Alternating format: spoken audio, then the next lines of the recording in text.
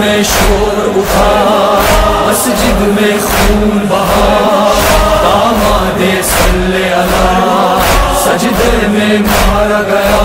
مصلی کوفے میں ایک نمازی کا خون سے رنگین ہو گیا۔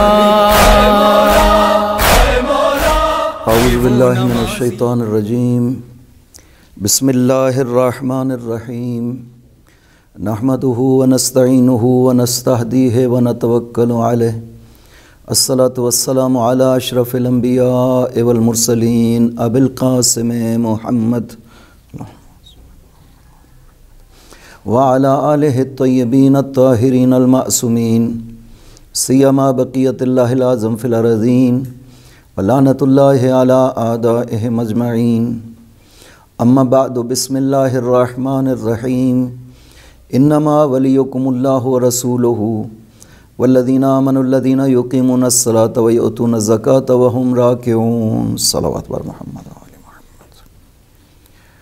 خداوند عظیم نے احسان ہے خدا کا کہ ہمیں اس نے ولایت معصومین اور معرفت معصومین عطا کی ہے، اور یہ ہماری خوش قسمتی ہے کہ ہم اگر غم ہے تو غم اہل بیت کو مناتے ہیں، اور خوشی بھی ہے تو خوشی اہل بیت کو مناتے ہیں، چونکہ ہمارا تعلق اور ہماری نسبت سب کچھ ہی اہل بیت کی نسبت سے ہے۔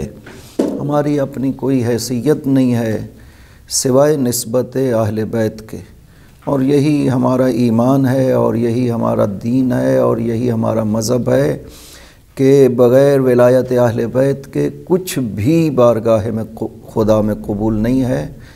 اگر ولایت اہل بیت ہے اور مولا علی کی ولایت ہے تو ہر عبادت بارگاہ خدا میں قدر و قیمت اور ارزش پیدا کر جاتی ہے، اور اگر انسان کے دل میں ولایت آل محمد نہیں ہے، ولایت امیر المؤمنین نہیں ہے، تو کسی عمل کا کوئی ذرہ برابر بھی فائدہ نہیں ہوتا۔ یہاں تک کہ خدا کی بارگاہ میں اگر توحید بھی قبول ہے تو اسی ولایت ہی کی قبولیت کی وجہ سے ہے، چونکہ یہ وہ راستہ ہے جو خداوند عظیم نے قرار دیا ہے، اور اس کے علاوہ کوئی راہ بارگاہ خدا میں قبول نہیں ہے۔ اہدنا الصراط المستقیم دعا ہی اس لیے کرتے ہیں تاکہ اس راستے پہ گامزن ہو سکیں جس راستے کو خدا نے قرار دیا ہے۔ اور مولا امیر المومنین علیہ السلام تو وہ ہستی ہے کہ جس کی ولایت پہ ائمہ نے فخر کیا ہے۔ امام جعفر صادق علیہ السلام روح لہ الفدا یہ ارشاد فرماتے ہیں کہ ان ولایت علی ابن ابی طالب احب الی من ولادتی منہ، میرے دل میں جو محبت علی پائی جاتی ہے، جو ولایت علی پائی جاتی ہے، یہ مجھے زیادہ محبوب ہے مولا علی کی اولاد ہونے کی بنسبت۔ لہٰذا یہ مولا امیر کی ولایت ہے جسے خداوند عظیم نے قرآن کریم میں اتنے واضح و شگاف الفاظ میں ذکر فرمایا ہے کہ تمہارا ولی صرف اور صرف اللہ ہے اور اس کا رسول ہے، اور وہ ہستی جو نماز کو قائم کرنے والی ہے اور رکوع کی حالت میں زکوٰۃ دیتی ہے۔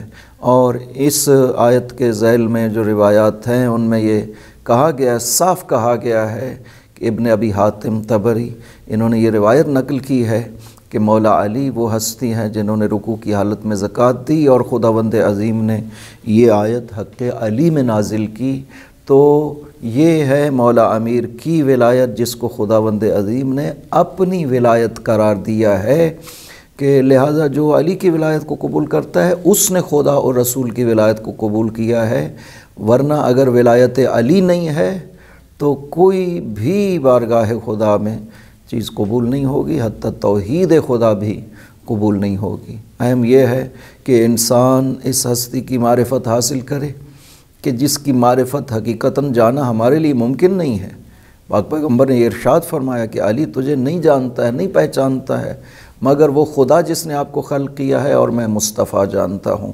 علی وہ ہستی ہے جس کے لیے پیغمبر نے ارشاد فرمایا، یا علی الناس من شجر شتى وانا وانت من شجرۃ واحدہ۔ علی لوگ مختلف نسلوں سے تعلق رکھتے ہیں، میں اور آپ اے علی ایک ہی حقیقت سے ہیں، ہماری حقیقت ایک ہے، اور اس کے بعد سورہ رعد کی پاک پیغمبر نے یہ آیت ارشاد فرمایا جنات من اعناب وزرع ونخیل صنوان وغیر صنوان یسقى بماء واحد، کہ یہ مختلف باغات ہیں خداوند عظیم نے جب زمین کے اوپر اگائے ہیں، اس میں باغات ہیں، کھجوریں ہیں، زراعت ہے، یہ سب کی سب صنوان ہیں، غیر صنوان ہیں، یعنی وہ کچھ وہ ہیں جن کی اصل اور اساس ایک ہے، کچھ وہ ہے جو اصل کے لحاظ سے ایک دوسرے سے الگ ہے، ان سب کو ایک پانی سے سیراب کیا جاتا ہے۔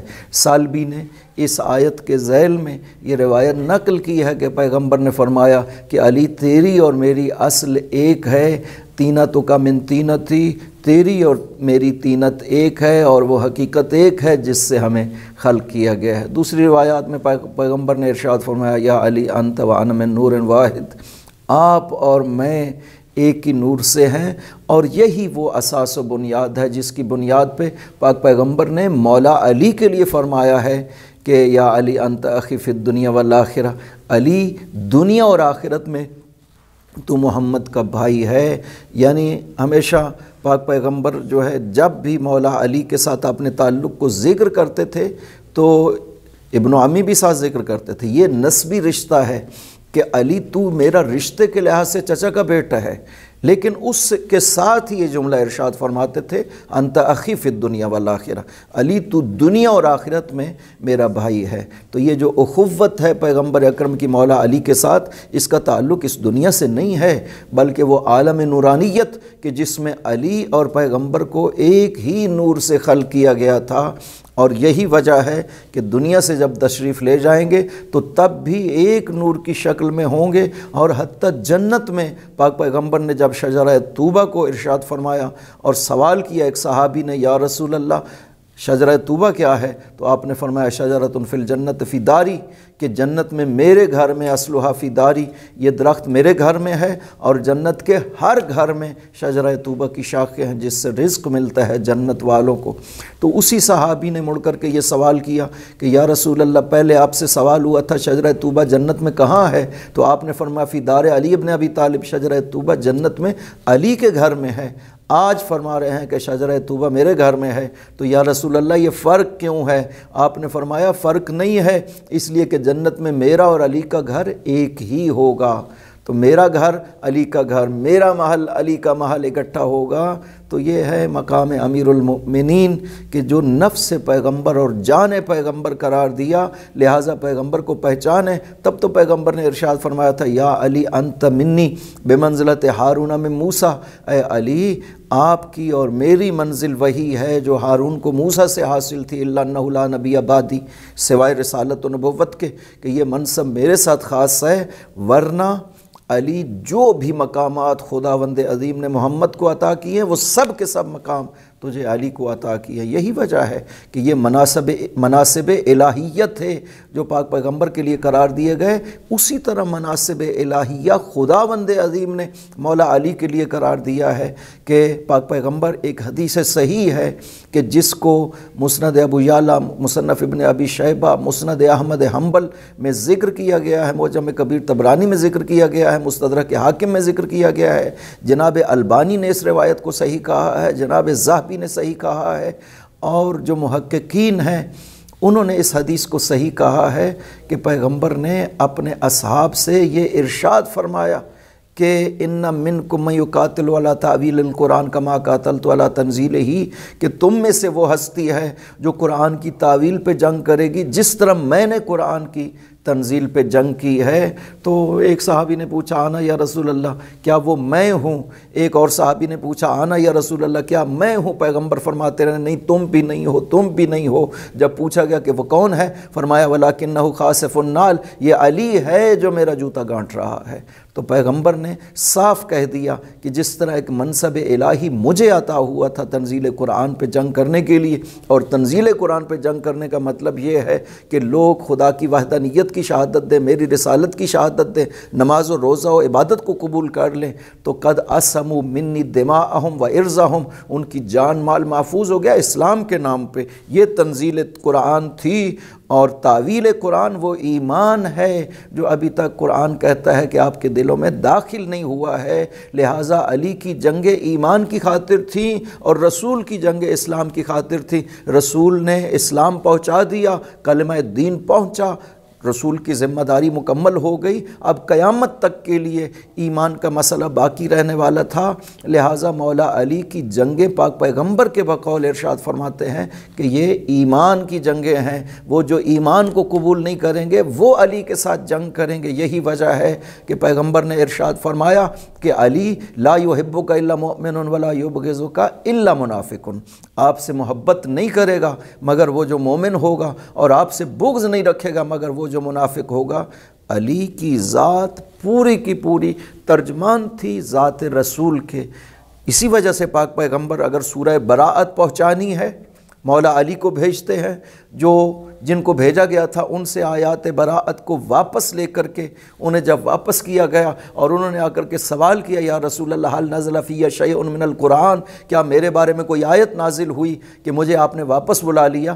تو آپ نے ارشاد فرمایا نہیں، کوئی آیت نازل نہیں ہوئی، لیکن جب میں نے آپ کو بھیج دیا تو جبرائیل نازل ہوئے اور کہا، پیغام دیا خدا کا کہ یا رسول اللہ خدا فرما رہا ہے کہ یہ سورہ براءت نہیں پہنچائے گا الا انتا اور رجل من کا، آپ پہنچائیں گے یا وہ جو آپ سے تعلق رکھتے ہیں، جن کا آپ کی ذات اور جان سے تعلق ہے، اس لیے میں نے علی کو بھیجا ہے۔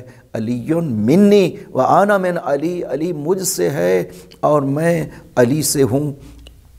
اور خود مولا علی نے بھی یہ بات ارشاد فرمائی ہے، جس دن پہلے دن تخت خلافت پہ، ظاہری خلافت پہ تشریف لاتے ہیں تو اس طرح آئے کہ پورے کے پورے ترجمان رسالت اور ترجمان رسول بن کر کے تشریف لائے۔ لہٰذا یہ لفظیں ہیں کہ جب آپ تشریف لائے، کانا متعمما بے امامت رسول اللہ، لابسا بردۃ رسول اللہ، متقلدا سیف رسول اللہ، متناعلا نعل رسول اللہ، کہ علی رسول کا امامہ پہنے ہوئے، رسول کی عبا اوڑھے ہوئے اور رسول کی تلوار لگائے ہوئے اور رسول کا جوتا پہنے ہوئے اس انداز میں آتے ہیں، اور تخت خلافت پہ ممبر پہ وہاں بیٹھے جہاں پہ رسول بیٹھا کرتے تھے۔ لوگوں نے چیمے گوئیاں کی کہ علی وہاں پہ کیوں بیٹھے جہاں رسول بیٹھا کرتے تھے، اور آپ سے پہلے جو خلفاء تھے وہ وہاں پہ نہیں بیٹھے۔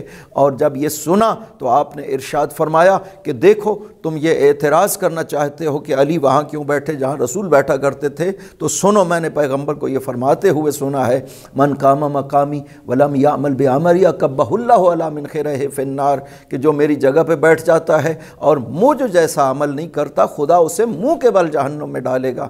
انا الممتثل لامر رسول اللہ والحاکم باحکام رسول اللہ، میں نے تو زندگی ہی پوری اس طرح گزاری ہے کہ وہی کیا جو رسول نے فرمایا ہے، وہی عمل کیا جو حکم رسول تھا، کبھی حکم رسول سے ذرہ برابر بھی پیچھے نہیں ہٹا ہوں، اور علی کے پاؤں میں کبھی تردید پیدا نہیں ہوئی۔ اور پھر جب بیٹھ گئے اس طرح سے بیٹھے کہ ارشاد فرماتے ہیں، پہلے جملے ہی یہی ارشاد فرمائے تھے کہ لوگوں سلونی قبل ان تفقدونی، آؤ آج علی سے سوال کرو جو بھی سوال کرنا چاہو۔ انا ہونا صفت العلم، حاذا صفت العلم، یہ علم کا مرکز ہے۔ حاذا ما زکانی رسول اللہ، حاذا لعاب رسول اللہ، یہ وہ ہے جو رسول نے مجھے اس طرح سے غذا دی ہے جس طرح پرندہ اپنے بچے کو غذا دیتا ہے، اور یہ لعاب علی کا لعاب نہیں ہے، لعاب رسول اللہ ہے، یعنی یہ جسم بھی پروردہ ہے لعاب رسول کے ساتھ، اور یہ روح بھی روح رسول ہے، اس میں وہی علم ہے جو علم رسول خدا نے عطا کیا تھا۔ اس لیے فرماتے ہیں ھذا صفت العلم، یہ علم کا مرکز ہے یہ سینہ، ان ہا ہنا لعلما جما، یہاں پہ ایک مرکز علم ہے کہ جس کی کوئی تہ نہیں ہے اور بلندی کے لحاظ سے جس کی عظمت کو پایا نہیں جا سکتا ہے۔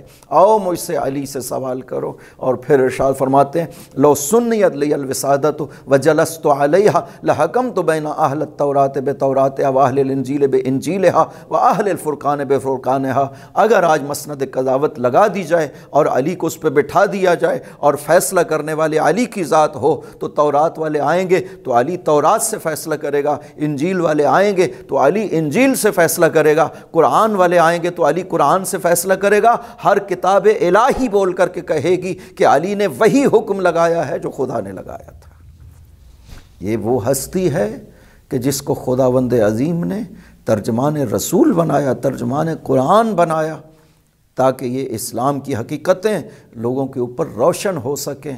قرآن کے وارث خدا اس لیے قرار دے رہا ہے، سورہ فاطر میں ارشاد فرماتا ہے ثم اورثنا الکتاب الذی نصطفینا من عبادنا، پھر ہم نے اپنی کتاب کے وارث اپنے وہ بندے قرار دیے ہیں جن کا استفاع ہم نے خود کیا ہے، جنہیں ہم نے چن لیا تھا، ہم نے خود ان کا استفاع کیا تھا، انہیں ہم نے اپنی کتاب کا وارث بنایا ہے۔ یہ کتاب سے مراد کتاب الہی ہے، قرآن کریم ہے۔ اس کی وراثت اسی کے پاس ہو سکتی ہے جو اس کو اس طرح بیان کرے جس طرح خداوند عظیم نے ارشاد فرمایا ہے، اور یہ سوائے ائمہ طاہرین کے کسی نے بھی ایسا دعویٰ نہیں کیا کہ آؤ کتاب الہی کے بارے میں ہم سے سوال کرو۔ یا مولا علی نے کیا ہے یا اولاد علی نے کیا ہے، اور پھر مولا علی نے ثابت بھی کیا۔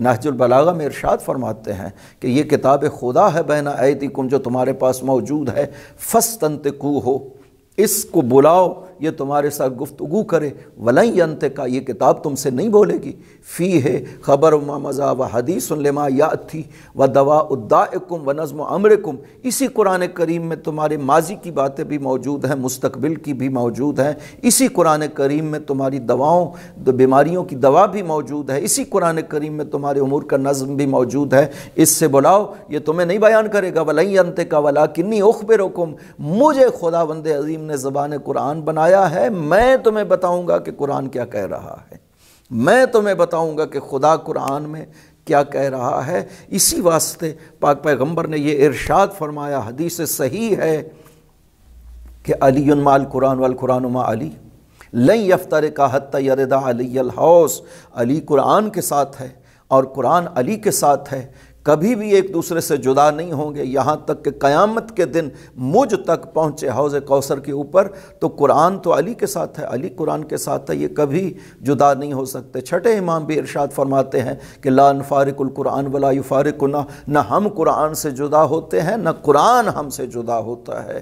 ہم ہیں قرآن کے احکام کو جاننے والے، اسی طرح کتاب الہی کو جانتے ہیں جیسے خدا نے اس قرآن کو نازل کیا ہے۔ اور عجیب فکرے ہیں اس روایت میں، جسے امام جلال الدین سیوطی نے الجامع الصغیر میں بیان کیا، جسے معجم صغیر طبرانی میں بیان کیا گیا ہے، جسے فتح القدیر میں بیان کیا گیا ہے، جسے جناب حاکم نے المستدرک میں ذکر کیا ہے اور حدیث صحیح کہا ہے۔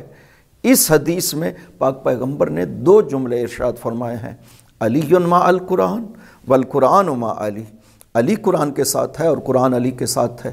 اس میں دوسرے جملے کی ضرورت نہیں ہوتی ہے، جو ایسی نسبت ہو کہ جس میں ایک طرف کہنے سے دوسری طرف خود بخود ثابت ہو جاتی ہے، تو وہاں دوسرا جملہ کہنے کی ضرورت نہیں ہوتی ہے۔ اس کے باوجود پاک پیغمبر دوسرا جملہ ارشاد فرماتے ہیں، کہا علی مع القرآن والقرآن مع علی۔ یہ دوسرا جملہ کہنے کی کیا ضرورت ہے؟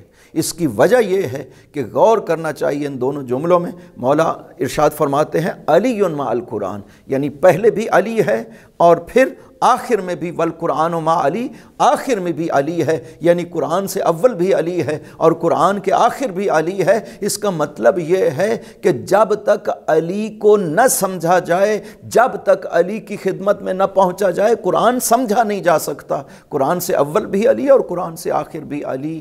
اور پھر مائیت کو بیان کیا ہے کہ قرآن اپنی تمام حقیقتوں کے ساتھ، قرآن وہ ہے جس کے نازل کرنے پہ خدا اپنی تعریف کرتا ہے، الحمدللہ الذی انزل علی عبدہ القرآن، کتاب کہ خدا وہ ہے جس نے اپنے بندے پہ اس کتاب کو نازل کیا ہے۔ نزل الفرقان علی عبدہ لیکون للعالمین نذیرا، میں نے یہ فرقان نازل کیا ہے، یعنی قرآن وہ ہے جو حق و باطل میں فرق کرنے والا ہے۔ علی کو بھی وہ قرار دیا ہے جو حق و باطل میں فرق کرنے والا ہے، لہذا پیغمبر نے فرمایا الحق مع علی و علی مع الحق، حق علی کے ساتھ ہے اور علی حق کے ساتھ ہے۔ ادر الحق ہے سو مدار علی، حق کو ادھر پھیرنا خداوندہ جدھر علی جاتا ہے۔ تو حق کی معیت بھی علی کے لیے قرار دی اور قرآن کی معیت بھی علی کے لیے قرار دی۔ تو قرآن تو وہ کتاب ہے جو کتاب ہدایت قرار دی ہے، علی وہ امام ہے جسے امام ہدایت قرار دیا ہے۔ قرآن کو ہدی للمتقین قرار دیا ہے، علی کو امام المتقین قرار دیا ہے۔ قرآن کے لیے کہا لا رطب ولا یابس الا فی کتاب مبین، اور علی کے لیے فرمایا وکل شیء احصیناہ فی امام مبین۔ علی قرآن امام صامت ہے اور علی قرآن ناطق ہے۔ جو قرآن کو نہ مانے وہ کافر ہے، جو علی کو نہ مانے وہ منافق ہے۔ پاک پیغمبر نے اس طرح سے مولا علی کو پہچان کروایا دنیا والوں کے لیے کہ دنیا والوں علی کو پہچانو، تاکہ دین کو پہچان سکو، تاکہ دین پہ باقی رہ سکو۔ اور ہماری یہ ذمہ داری ہر نماز میں کم از کم، ہر نماز چاہے نافلہ ہو یا فریضہ ہو، پہلی 2 رکعت میں سورہ الحمد پڑھنا واجب قرار دیا ہے۔ اس واسطے چونکہ سورہ الحمد میں خداوند عظیم نے اس حقیقت کو کھول کر کے بیان کیا۔ جب آپ دعا کرتے ہیں اہدنا الصراط المستقیم، خداوندہ ہمیں صراط مستقیم کی ہدایت فرما، اور علی وہ ہستی ہے جسے دنیا میں صراط مستقیم قرار دیا گیا۔ لہٰذا علی حق کی کسوٹی اسی وجہ سے ہے کہ اگر آپ علی کے ماننے والے ہیں، علی کے چاہنے والے ہیں، تو پھر آپ صراط مستقیم پہ، اگر آپ علی کو نہیں مانتے ہیں تو پھر آپ صراط مستقیم پہ نہیں ہیں، اور آپ کا ہر عمل بارگاہ خدا میں رد ہو جائے گا، اس لیے کہ معیار خدا صراط مستقیم کو قرار دے رہا ہے۔ اور آج کی رات اور آج کا دن، یہ جو یوم شہادت ہے، اس دن میں وہ ہستی دنیا سے چلی گئی کہ جس کے جانے سے خداوند عظیم جبرائیل کی زبان سے یہ اعلان کروا رہا ہے کہ آج ارکان ہدایت گر گئے، آج اعلام التقیٰ ختم ہو گئے، آج عروۃ الوثقیٰ ٹوٹ گیا علی کے جانے سے۔ یہ ماہ رمضان ہی تھا کہ جس کی 19 کی رات کو علی کو ضربت لگی، اور 21 کی رات کو فجر سے کچھ دیر پہلے علی اس دنیا سے چلے گئے اور منصب شہادت پہ فائز ہو گئے۔ یہ وہ منزل تھی جس کی ساری زندگی علی نے خواہش کی تھی، اور پیغمبر نے جب وہ بیان کیا خطبہ شعبانیہ میں علی کی شہادت کو، تو پاک پیغمبر نے سوال کیا فکیف صبرک یا علی، علی جب آپ کا چہرہ داڑھی خون سے رنگین ہو جائے گی، آپ کے سر پہ تلوار لگے گی، علی اس وقت آپ کی کیا حالت ہوگی، صبر کیسا ہوگا؟ تو عرض کیا تھا یا رسول اللہ لیس مقام الشکوہ لیس مقام الصبر بل مقام التبشیر والشکر، یا رسول اللہ یہ تو بشارت کا مقام ہے، یہ تو وہ منزل ہے، یہ تو وہ موقع ہے جس کی ساری زندگی علی نے خواہش کی ہے، جس کی علی تلاش میں رہا ہے۔ اور ماہ رمضان ہی تھا، وہ آخری ماہ رمضان تھا۔ خطبہ دیتے ہوئے ایک مرتبہ سوال کیا اپنے بیٹے حسن سے، بیٹا حسن اس مہینے میں کتنے دن گزر چکے ہیں؟ عرض کیا بابا 13 دن گزر گئے۔ امام حسین سے سوال کیا بیٹا حسین کتنے دن باقی ہیں؟ عرض کیا بابا 17 دن باقی ہیں۔ اور اس کے بعد ارشاد فرمایا کہ یہی وہ مہینہ ہوگا کہ جس میں یہ داڑھی خون سے رنگین ہو جائے گی۔ اب مسلسل یہ باتیں کہتے رہتے تھے جب سے ماہ رمضان شروع ہوا تھا، اور جب یہ 19 کی، چونکہ اس ماہ رمضان میں مولا علی کی روش یہ تھی کہ ہر دن اپنی اولاد میں سے کسی نہ کسی ایک بیٹے یا بیٹی کے گھر میں روزہ کو افطار کیا کرتے تھے۔ یہ 19 ماہ رمضان کی رات اپنی بیٹی ام کلثوم کے گھر میں روزہ افطار کیا، اور جب بیٹی نے روزہ افطار کرنے کے لیے روٹی کے ساتھ 2 چیزیں نمک اور دودھ کو رکھا تو بلا کر کے ارشاد فرمایا بیٹی آپ کو پتہ نہیں آپ کے بابا نے کبھی 2 چیزیں اکٹھی نہیں کھائی ہیں، ایک کو اٹھا لو دودھ کو اٹھا لو۔ نمک سے روزہ افطار کیا 3 لقمے، پورے ماہ رمضان میں یہ روش رہی علی کی کہ 3 لقمے سے زیادہ روٹی نہیں کھاتے تھے، اور کہتے تھے کہ میں اس طرح بارگاہ خدا میں حاضر ہونا چاہتا ہوں کہ میرا شکم روٹی سے بھرا ہوا نہ ہو، کھانے سے بھرا ہوا نہ ہو۔